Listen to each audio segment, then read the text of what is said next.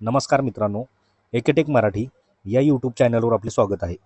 मित्रांनो, आजच्या व्हिडिओमध्ये आपण आर-टी प्रवेशासंदर्भात एक नवीन अपडेट आपण आजच्या व्हिडिओमध्ये पाहणार आहोत. तर यामध्ये मित्रांनो आता आर-टी प्रवेशासाठी नोंदणीचा आहे आजचा शेवटचा दिवस.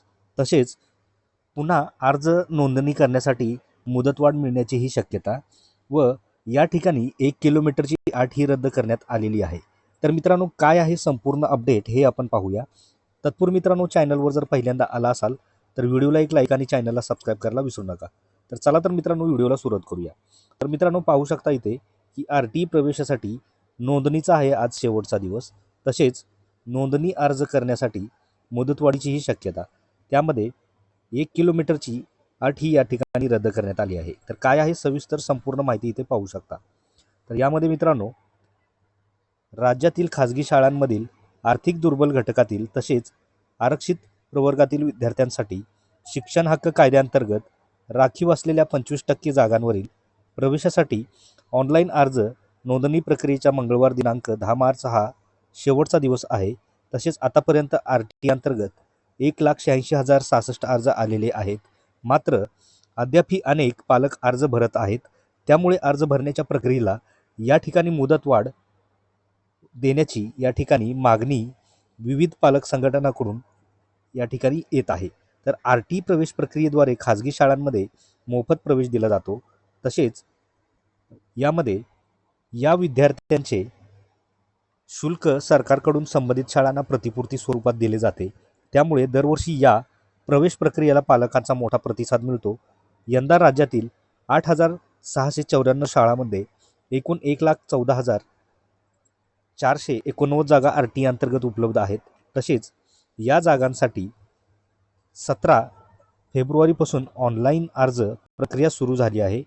तसेच 10 मार्चपर्यंत अर्ज करण्याची मुदत देण्यात आली आहे. तसेच आतापर्यंत राज्यभरात 1,86,066 अर्ज दाखल झालेले आहेत. तसेच यामध्ये पुणे जिल्ह्यामध्ये सर्वाधिक 994 शाळांमध्ये 17,994 जागा उपलब्ध असून त्यासाठी 36,441 ही अर्ज प्राप्त झालेले आहेत.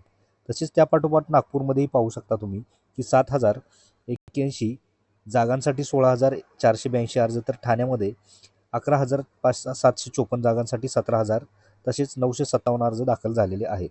तसेच मुंबईमध्ये पाहू शकता तुम्ही की 325 शाळांमधील 6,030 जागांसाठी 7,000 तसेच 5 अर्ज प्राप्त झालेले आहेत. त्याचप्रमाणे सिंधुदुर्ग जिल्ह्यात मात्र 271 जागांसाठी फक्त 55 अर्ज आलेले आहेत.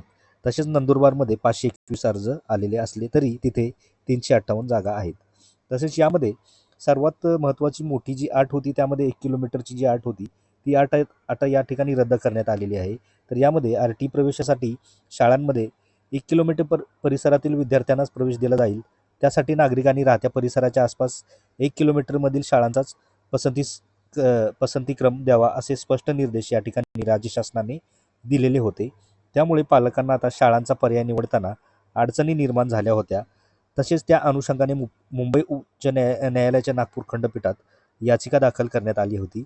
अखेर नागपूर खंडपीठाने आर-टी कायद्यात अशा प्रकारची तरतूद नसल्यामुळे संबंधित अटीला स्थगिती देत असल्याचे स्पष्ट केले आहे. त्यामुळे पूर्वीप्रमाणेच आता प्रवेश प्रक्रिया या ठिकाणी राबवली जाणार असल्याचे या ठिकाणी स्पष्ट झालेले आहे. तर मित्रांनो, आर-टी प्रवेश प्रक्रियेविषयी एक मोठी नवीन अपडेट आपण आजच्या व्हिडिओमध्ये पाहिलेली आहे. तर मित्रांनो, यामध्ये आता अर्ज नोंदणी करण्यासाठी मुदतवाढ मिळण्याची शक्यता आहे आणि अर्ज नोंदणीसाठी मुदतवाढ मिळण्याची मागणीही या ठिकाणी पालकांकडून होत आहे. तर मित्रांनो, आर-टी प्रवेश प्रक्रियेविषयी मोठी अपडेट आपण आजच्या व्हिडिओमध्ये पाहिलेली आहे. तर मित्रांनो, ही महत्त्वपूर्ण अपडेट आपल्याला कशी वाटली, आवडल्यास नक्की व्हिडिओला एक लाईक आणि चॅनलला सबस्क्राईब करायला विसरू नका. तर भेटूया मित्रांनो अशाच पुढच्या नवीन व्हिडिओमध्ये नवीन अपडेटमध्ये. धन्यवाद.